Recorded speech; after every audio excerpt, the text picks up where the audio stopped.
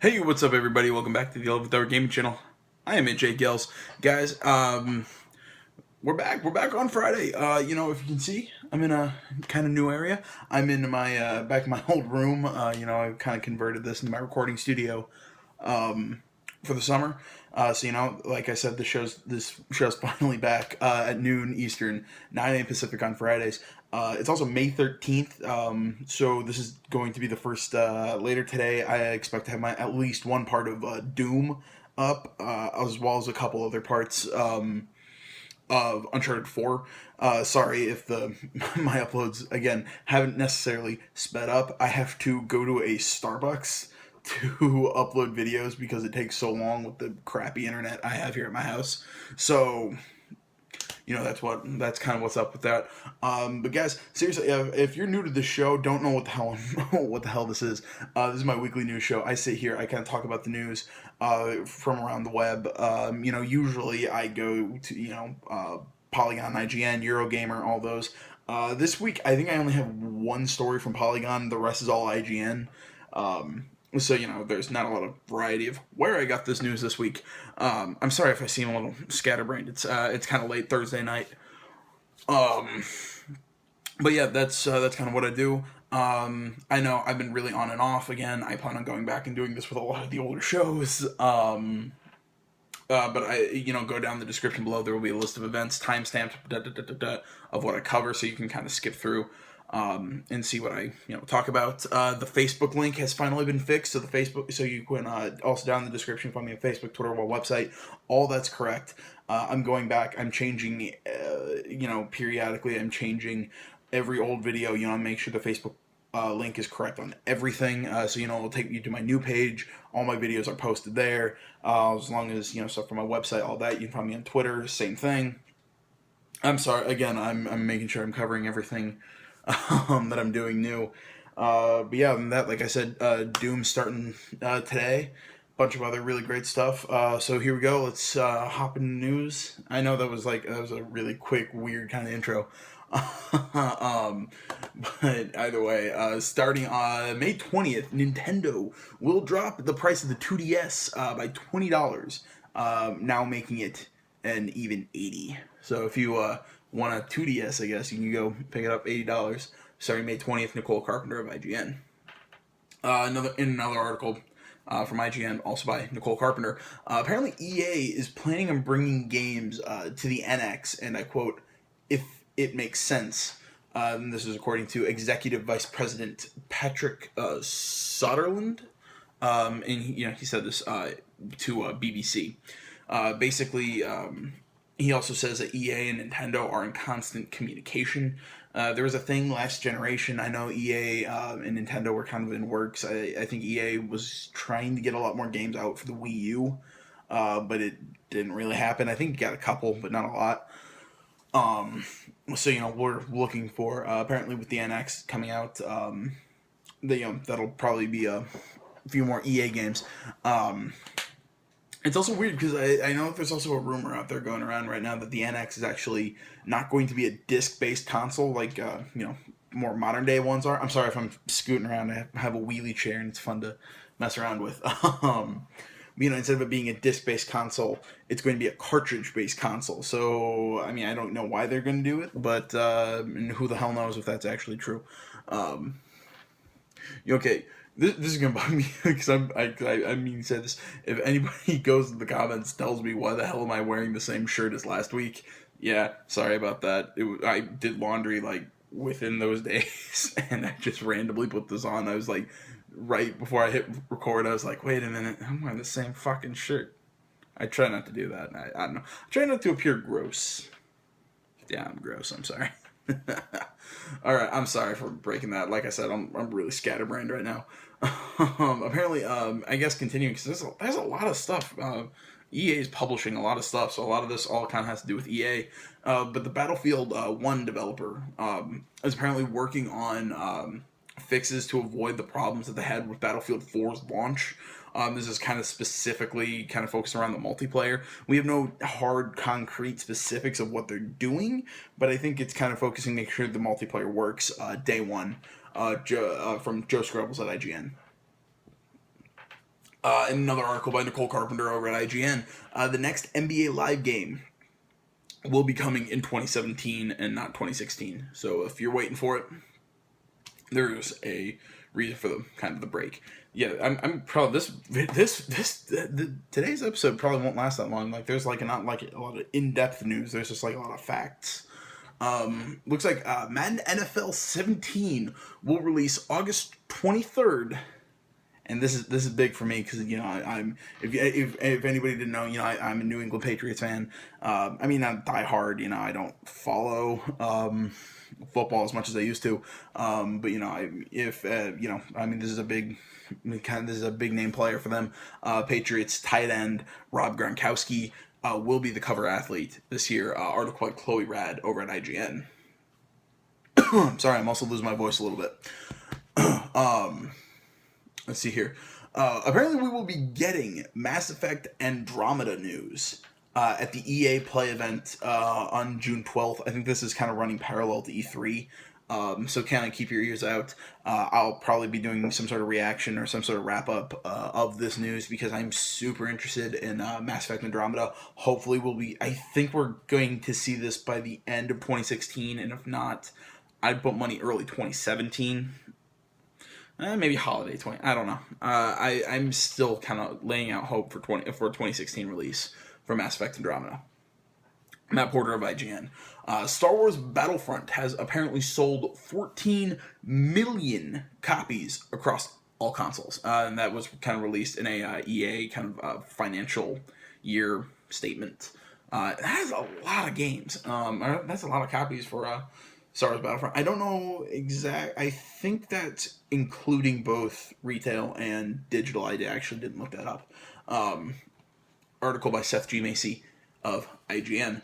And also, speaking of Battlefront, though, apparently EA has confirmed that it plans to release a Star Wars Battlefront sequel next year in 2017. And they've also kind of put out a tentative release date of 2018, or sometime in 2018, for an unknown or an untitled Star Wars game being developed by Visceral and Motive. Article by Seth G. Macy at IGN.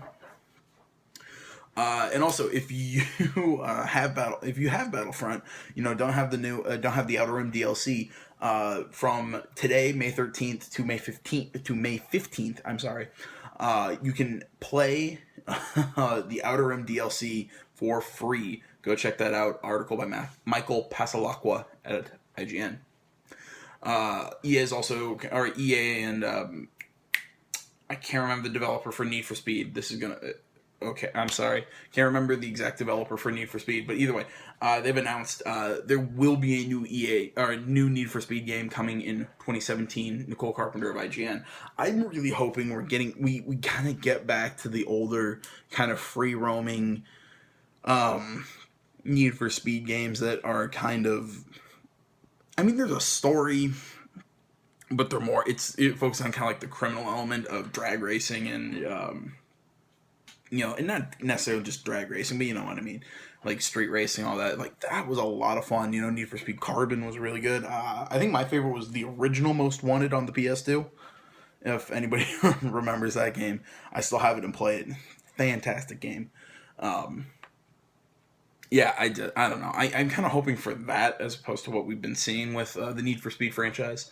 But who knows? Time will tell. This was originally reported by GameStop. EA CFO Blake Jorgensen has said, and I quote, "We do have a new IP coming next year.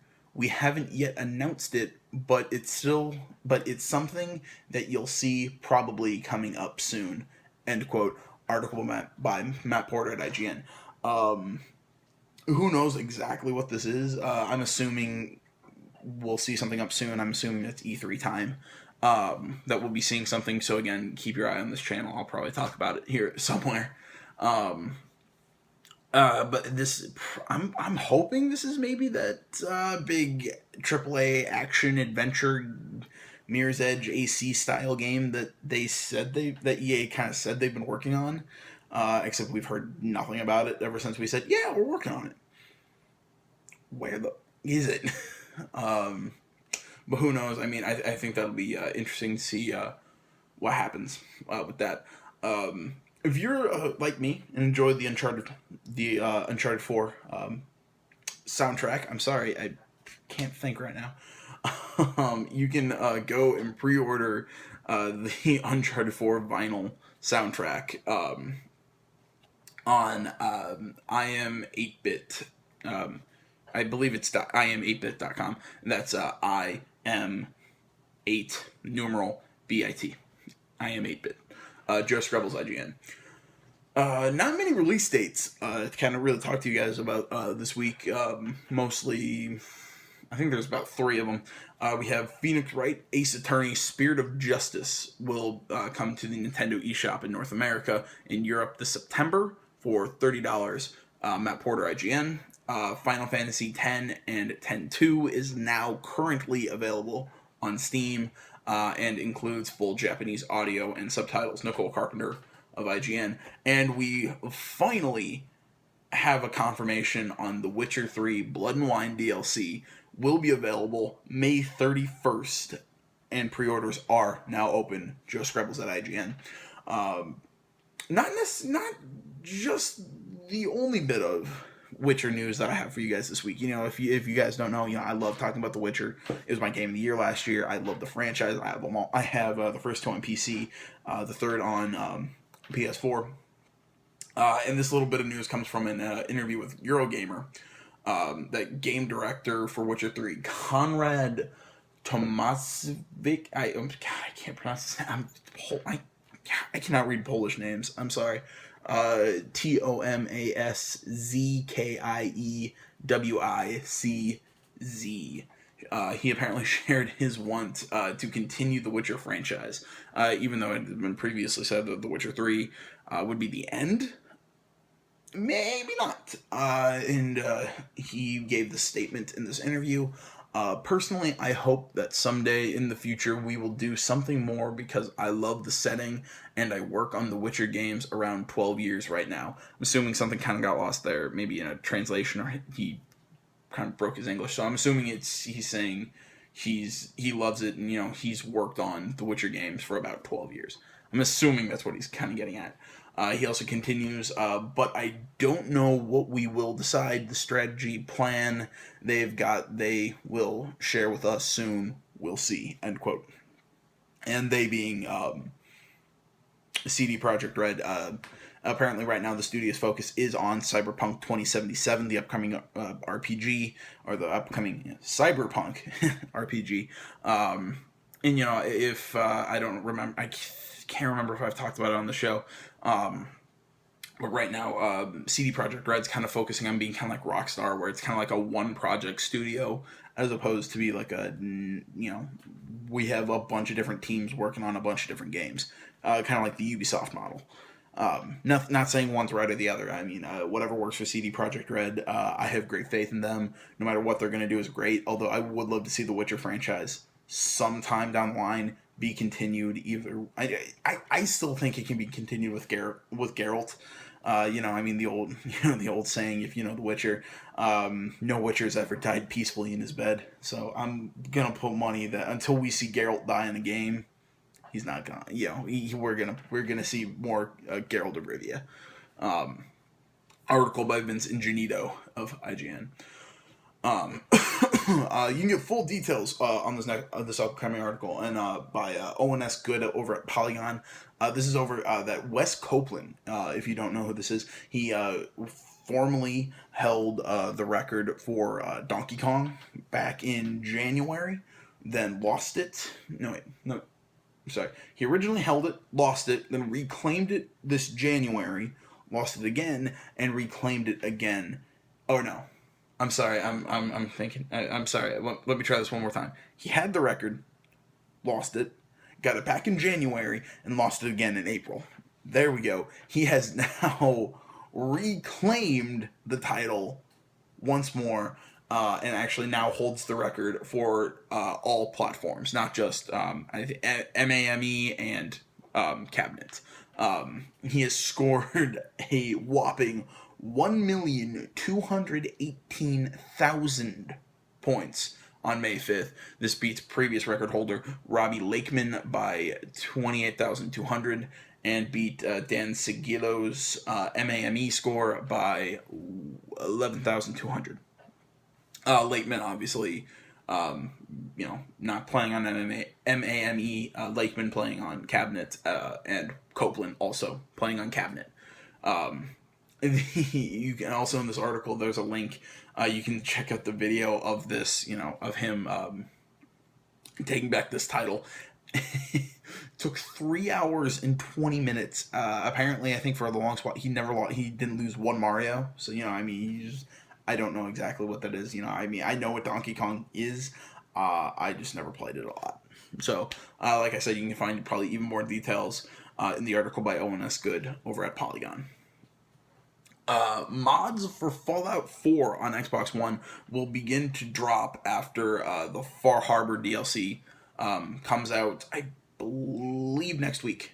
So May 19th is when the open beta, May 19th is when the closed beta for Xbox One mods for Fallout 4 will begin. And like I said, next week is also the Far Harbor DLC. Article by Alicia Judge over at IGN. Yeah.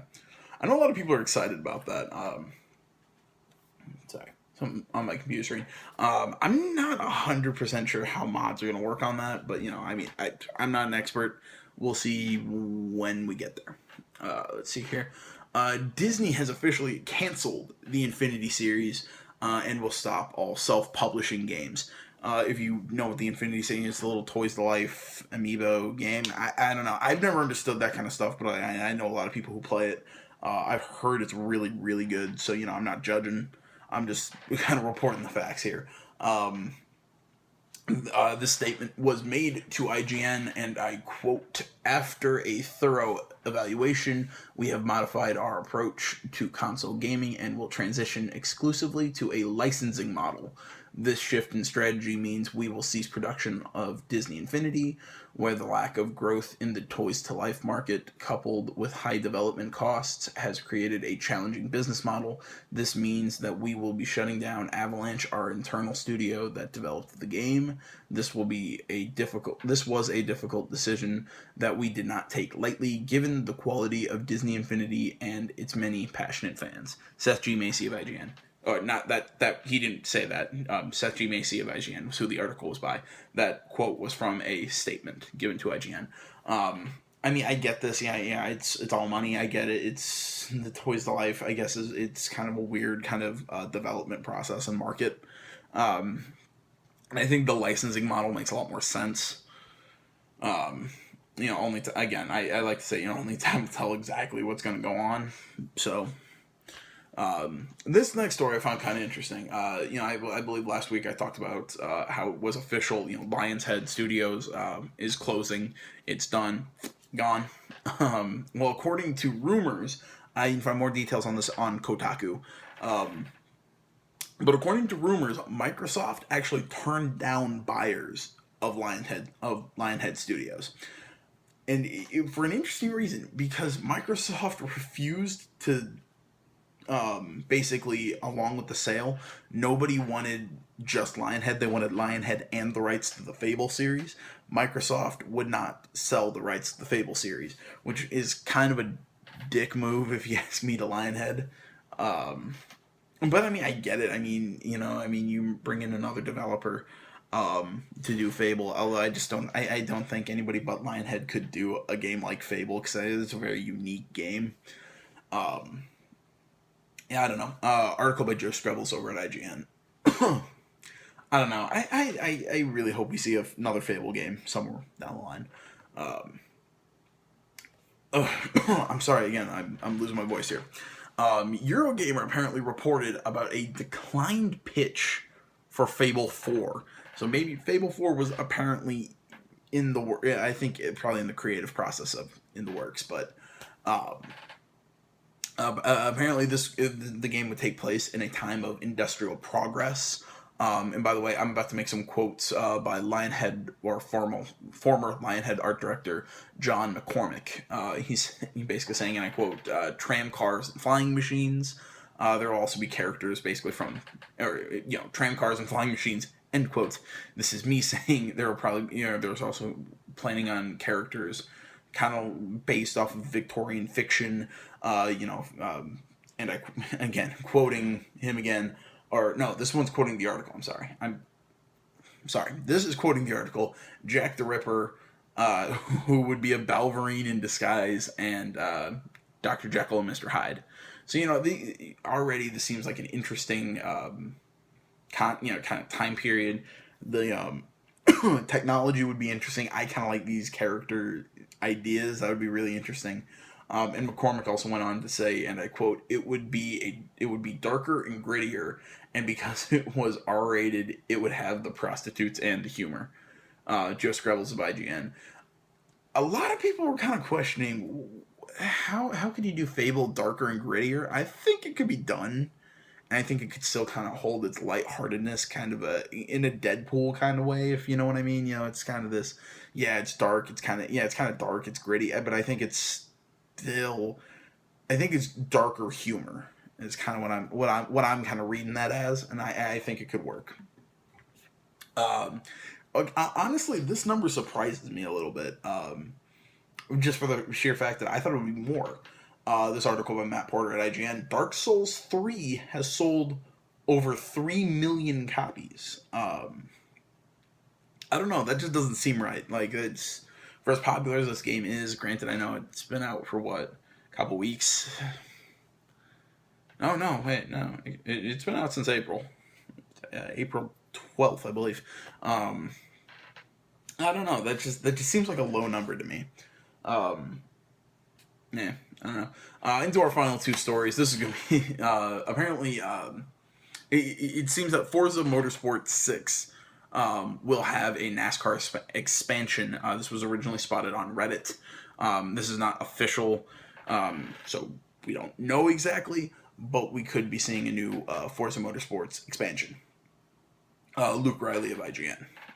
And finally, Bethesda, and this is kind of fun for me, that Bethesda is sponsoring a Doom-themed car at this year's running of the Indy 500. This is kind of cool for me because I'm from Indiana. The Indy 500, it's a big thing. This year is the 100th running of the Indy 500. I'm actually going. My parents have a yearly they get tickets to the Indy 500. So I'm actually going this year. It's probably gonna be a lot of fun. I don't know. I mean, it's a big deal. Again, if you're from Indiana, it's a big deal, and it's just really cool that I'm going to be able to see a Doom themed car out there on the track. That's just going to be cool for me. It will be driven by Russian driver Mikhail Aleshin, and will debut at the Angie's List Grand Prix of Indianapolis on May 14th. So that's if you don't know IndyCar, how that runs or how that works, the Grand Prix is a road course that's run at the kind of this part of May, and then the back half of May, I think the last week of May, is the Indy 500. So, article by Nicole Carpenter at IGN. That is all the news I have for you guys this week. I'm sorry again. I know I was a little scatterbrained. Again, I'm kind of losing my voice a little bit here. I think it's just the weather's been a little weird, been kind of rainy.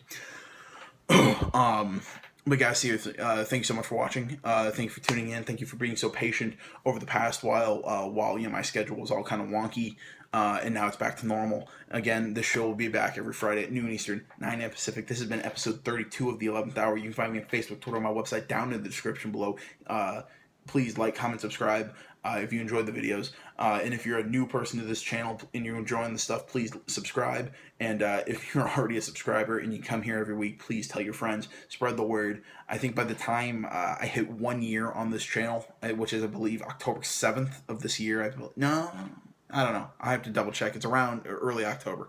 I want to have 50 subscribers. That's kind of my goal. For the channel. I know it's a kind of a small goal, but we're at 30 right now. I want to try and push for that extra 20 by the time we hit October. So, guys, that's not just for me, because that's all you guys out there, the fans. Please spread the word if you're enjoying the stuff. It means the world to me. I love doing what I do. And I'm not gonna. I'm gonna keep doing what I do, whether or not I hit that goal. It's just kind of a personal thing. Like I want to try and do this, and I'm gonna need your guys' help. And I appreciate it if you guys do give me that help, because again, I love doing this for you guys. I love trying to create kind of this community of people just talk about games and just enjoy it. It's really fun for me. I know I seem like I'm bouncing between two topics, like. But okay, I'll shut up. I'll probably go to bed now. Guys, thank you so much for watching. And tune back in next week. I'm AJ Gels. I'm AJ Gels. This is the 11th Hour Gaming Channel. This has been the 32nd straight week of the 11th Hour, guys. See you next week. I'm out.